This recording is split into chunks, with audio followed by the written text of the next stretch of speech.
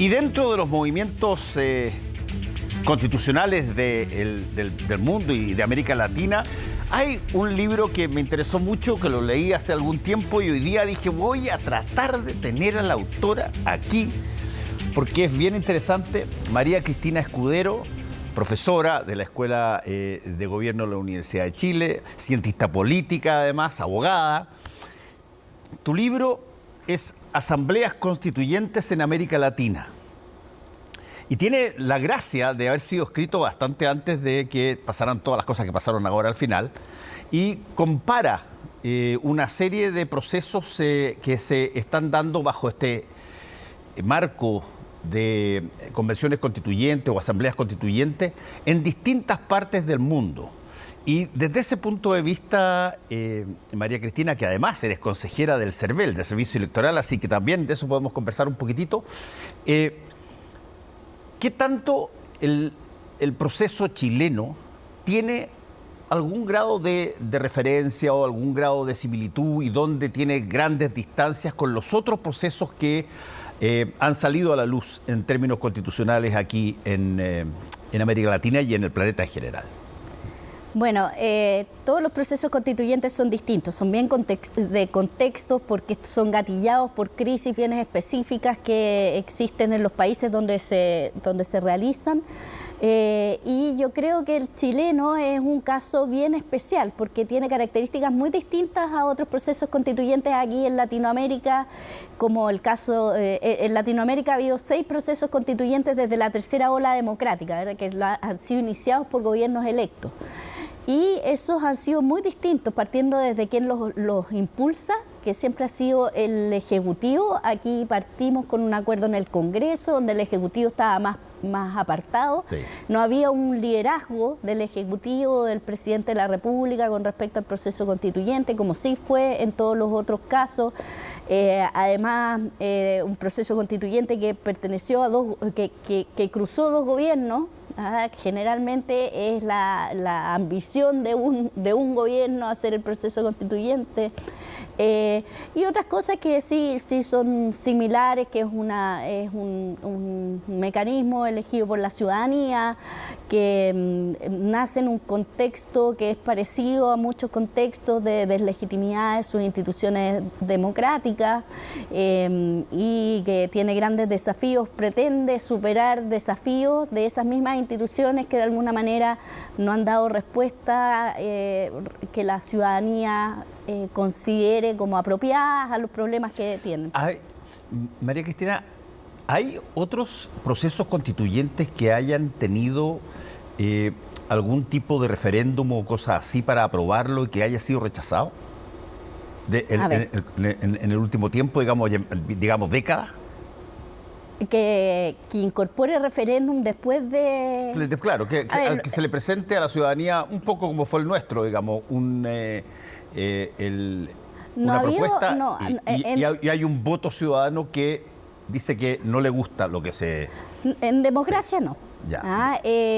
O sea, de los casos recientes que yo conozca, especialmente en Latinoamérica, no ha habido que haya nacido una asamblea constituyente y que después se haya rechazado. No, en Túnez hay algo, pero no responde a los mismos contextos. Entonces es bien peculiar que en el plebiscito de salida se rechace algo que ha sido generado en una asamblea constituyente. Y que además fue ratificado por un plebiscito de entrada súper potente, digamos. Claro, pero sí uno podría explicarlo por cómo han acontecido otros procesos constituyentes en la región, ¿verdad? A ver, explícalo. Los procesos constituyentes están bien cruzados por el proceso mismo, ¿verdad? De quiénes son elegidos, de cómo el proceso, sus mecanismos de participación, sus mecanismos de inclusión y cómo la ciudadanía empatiza con el proceso constituyente, cómo se aproxima la Asamblea Constituyente con la ciudadanía, esos mecanismos de participación que no siempre son muy efectivos en términos de que sean realmente considerados, pero la ciudadanía de alguna manera sí se aproxima porque, por ejemplo, en Bolivia los constituyentes fueron a terreno y se juntaron con la gente. ¿ya? Pero bueno, eso no fue tan efectivo porque bueno, la gente les habló de todo, entonces toda esa sistematización en realidad eran verdaderos programas como de políticas públicas, entonces lo que realmente queda ahí en la Constitución es bien debatible. Pero la gente fue, se aproximó. Al mismo tiempo, hay algunas que son más representativas que otras. La de Venezuela no tenía representación casi de la oposición, pero la de Bolivia sí, la de Colombia también. Y eso va generando cierta legitimidad en el proceso, ¿ya? Que ya puede ser producto de la participación o de la representación o de ambas, ¿ya? Y aquí esa cercanía y empatía durante el proceso se fue perdiendo. Entonces la Asamblea Constituyente se fue aislando y yo creo que eso influyó mucho para que al final la gente mirara esto con lejanía, no propio.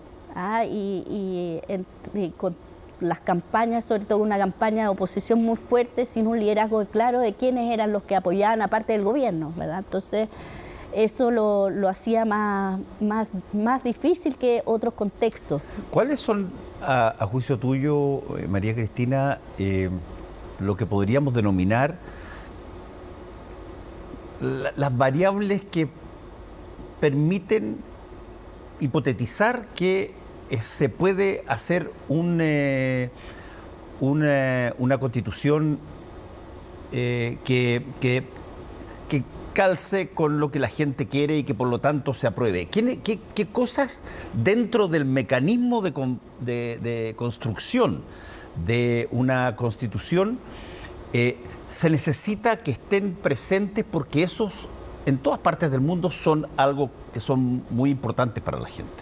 Bueno, es difícil tu pregunta porque todos los mecanismos son distintos, pero si tú me preguntaras por uno, en la época actual, es verdad, de los procesos constituyentes que se acercan más a nuestro proceso constituyente, yo diría que son la participación ciudadana, genera legitimidad en el proceso. Puede que sea menos incidente que lo que la gente piensa, pero tiene un valor subjetivo que hace que se acerque, porque nadie al final se va a leer línea por línea al texto, tiene que confiar. Es un proceso de legitimación de lo que se está haciendo. Entonces yo diría, por un lado, que tenga un buen despliegue en la representación, que la representación sea inclusiva de todos los sectores, y por otro lado, buenos mecanismos de diálogo con la ciudadanía.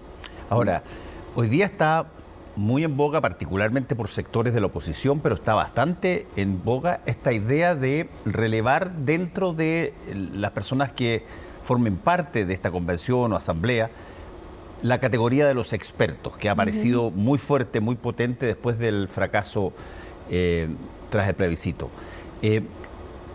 ¿Cómo es, tú que has visto varios sistemas alrededor del mundo, cómo se considera que alguien es experto? Por ejemplo, por definición, un profesor de Derecho Constitucional es experto en la Constitución.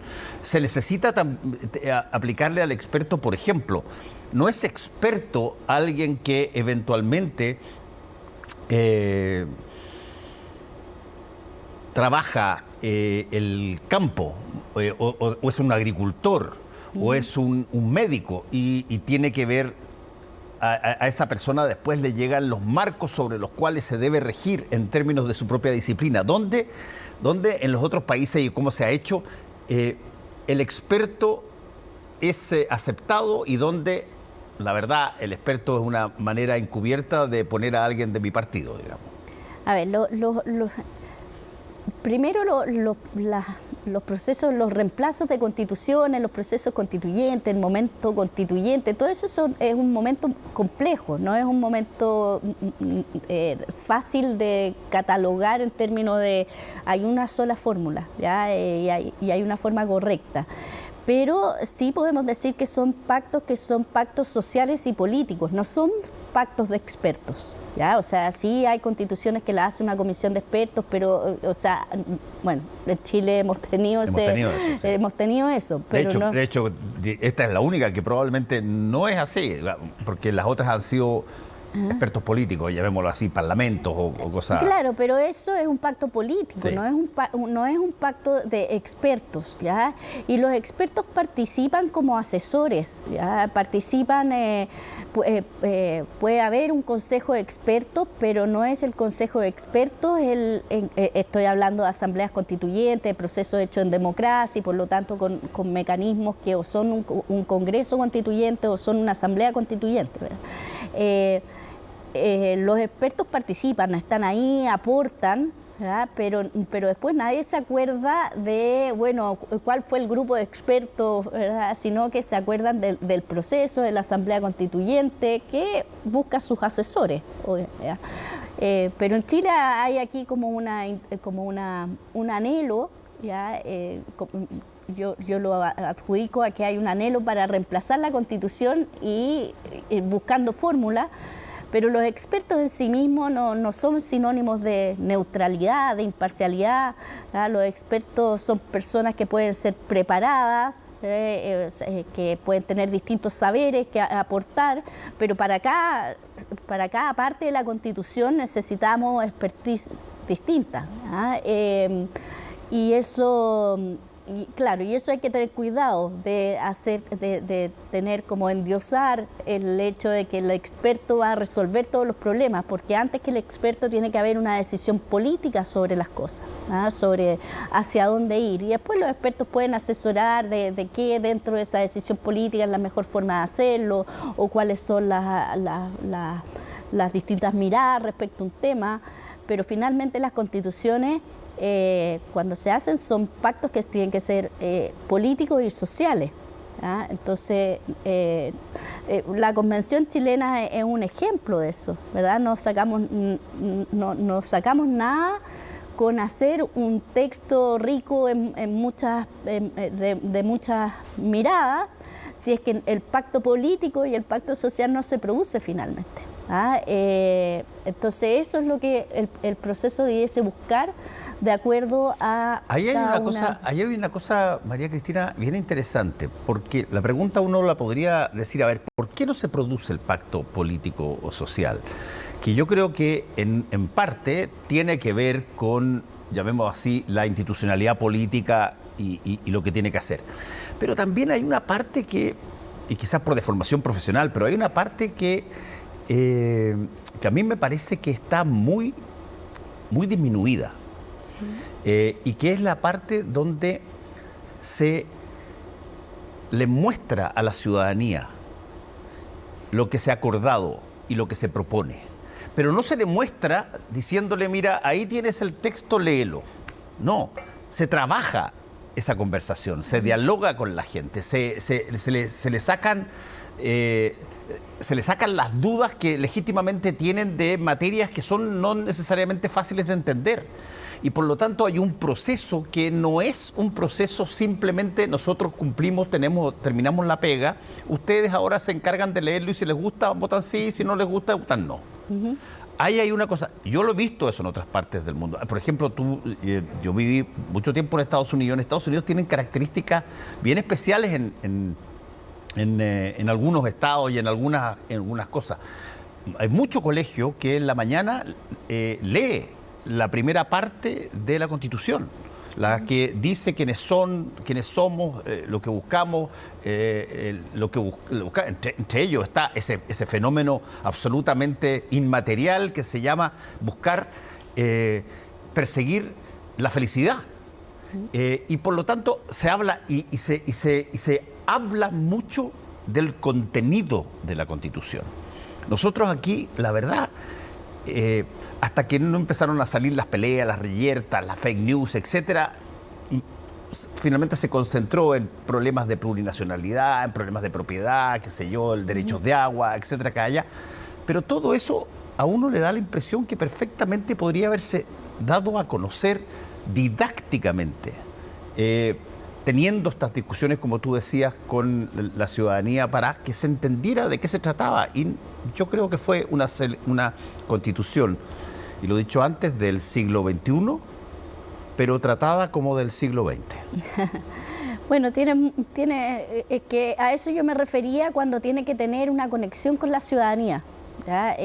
La ciudadanía tiene que confiar. Para confiar tiene que conocer, ¿verdad? No conocer, hay una confusión entre que algo sea muy transparente. Entonces yo me conecto y escucho un ratito lo que está pasando y me formo una opinión porque es muy transparente todo. O público, ¿verdad? A entrar en diálogo, a deliberar con otros, a escuchar a otros.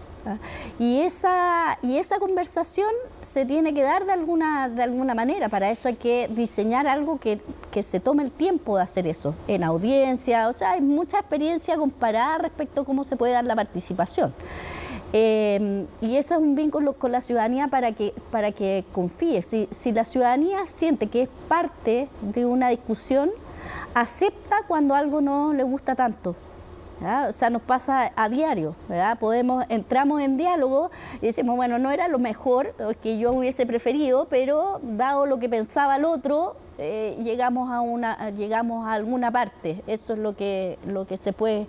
Y entonces, si se entiende eso, se entiende por qué se tomó esa decisión y no otras decisiones, aunque no me guste tanto, la puedo aceptar. De eso se tratan los pactos sociales y políticos. Y si hay algo que realmente genera mucha polarización, también hay evidencia en la literatura sobre procesos constituyentes, es mejor dejarlo fuera. Ahora, dime una cosa, María Cristina, porque la Constitución de pronto hay países que no tienen Constitución escrita, digamos, Gran Bretaña no la tiene, pero hay una cierta idea que la Constitución es algo, de alguna manera, relativamente rígido. Es un set de instrucciones, de normativas, de reglamentos, de normas, en fin, de cómo las cosas son así. Y sin embargo, a través del tiempo se reforman, hay quórums para cambiar las cosas, se enmiendan determinadas situaciones acá y allá.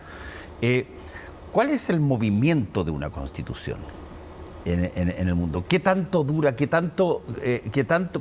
qué instante tú notas que los países la miran como algo propio? Ya dejó de ser algo que le presentaron y que tuvo que votar. No, es mía.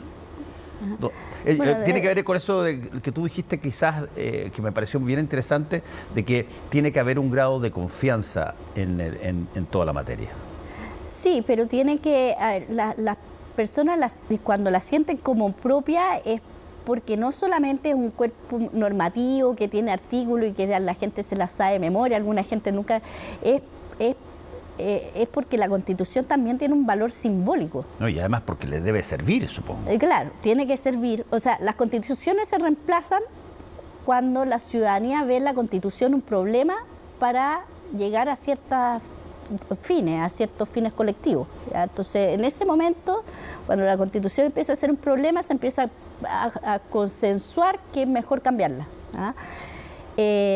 Y cuando la siente como propia es porque siente que las cosas funcionan bien, ¿verdad? Funcionan, si las cosas tienen que cambiar en un sentido, se pueden cambiar en un sentido, es más flexible, pero también porque tienen un valor simbólico,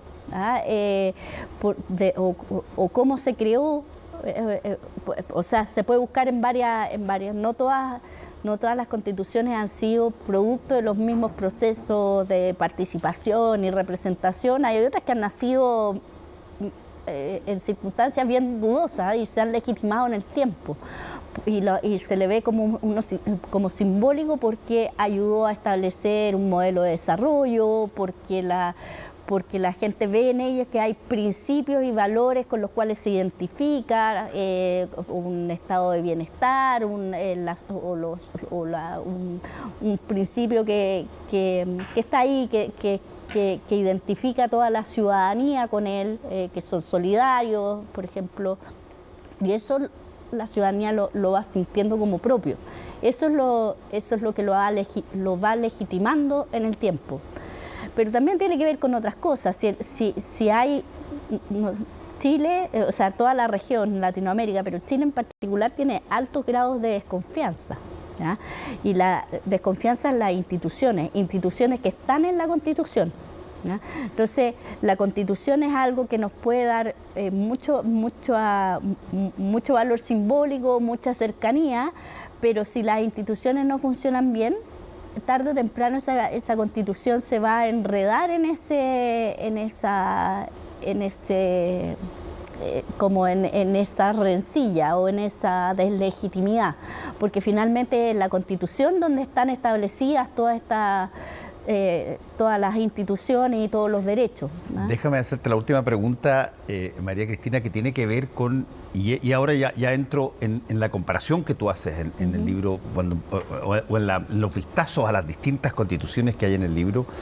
Cuando una constitución tú eres ciudadano y tú sabes que tiene muchos cambios, que tiene muchas cosas que no son idénticas a como tú las conocías tu constitucionalidad. Se cambia el sistema político, se cambia el sistema judicial, hay cambios en materia de 2 o 3 cosas que tienen que ver, se cambian tu relación con los pueblos originarios, cambian los derechos que tienes y los que no tienes, en fin. ¿Qué tanto las constituciones dejan de ser esa ropa abrigadorita y si que no se explican bien o no están bien afiatados, pasan a ser más bien un factor de incertidumbre y miedo? Bueno, si las instituciones debiesen ser capaces de adaptarse, como cualquier institución, a los cambios que va teniendo la sociedad. Si nosotros miramos la Constitución de 1833, por ejemplo, durante la Constitución de 1833 hubo de todo. Hubo república autoritaria, república liberal, república mal llamada parlamentaria, porque las estructuras de poder, la élite de ese momento fue cambiando su forma de relacionarse. Primero era muy importante el presidente, después era muy importante el Congreso, y la Constitución se fue adaptando, hizo las reformas para pasarle poder del presidente al Congreso, y bueno, incluso sufrió una guerra civil entre medio, pero la Constitución no cayó por eso, ¿ya? La Constitución al final cae porque el sistema político no fue, o Alessandri, ¿verdad? No veía cómo poder gobernar con un sistema político en que el Congreso no dejaba gobernar, era para volver al presidencialismo más fuerte. Entonces, deja de ser útil. Eso es al final. Si se podría haber adaptado, ¿verdad? Y haber vuelto, pero la clase política no estaba dispuesta, no quería eso. O sea, Alessandria es una constitución presidencialista en contra de los partidos políticos que preferían un sistema más parlamentarizado porque les daba más cuotas de poder en el sistema, ¿ya? Y de hecho los partidos políticos llaman a votar nulo en el plebiscito. Mira. Sí. Bueno, yo voy a recomendar tu libro, todavía quedan dando vueltas, ¿no es cierto? Sí. Asambleas Constituyentes en América Latina, aspiraciones de igualdad, participación y libertad, que es muy interesante como las comparaciones con distintos lados, porque uno tiende, y no nos saquemos la suerte entre gitanos, los chilenos tendemos a estereotipar con una facilidad y descartar con una frase otros países por múltiples razones, que han llegado algunos de ellos a lugares donde nosotros hemos tratado de llegar y no llegamos. Entre otras cosas, por ejemplo, lo que pasó con este último intento de tener una constitución que fracasó. Bueno, esa comparación es con países latinoamericanos, sí. ¿ya? Y son comparaciones que incluso a gente no le gustan, de experiencias que no le gustan, pero de las cuales podemos aprender mucho. Esa es la intención del libro, ver cómo se van afectando los actores los actores políticos durante el proceso político. Algunos quedan derrotados durante el proceso político, otros salen más fortalecidos, y eso afecta la democratización posterior. O sea, la fortaleza de la democracia con posterioridad al proceso constituyente. Y de eso se trata el libro. María Cristina Escudero, muchas gracias por haber venido, y la próxima vez que vengamos vamos a conversar del CERVEL. Ok. Que te vaya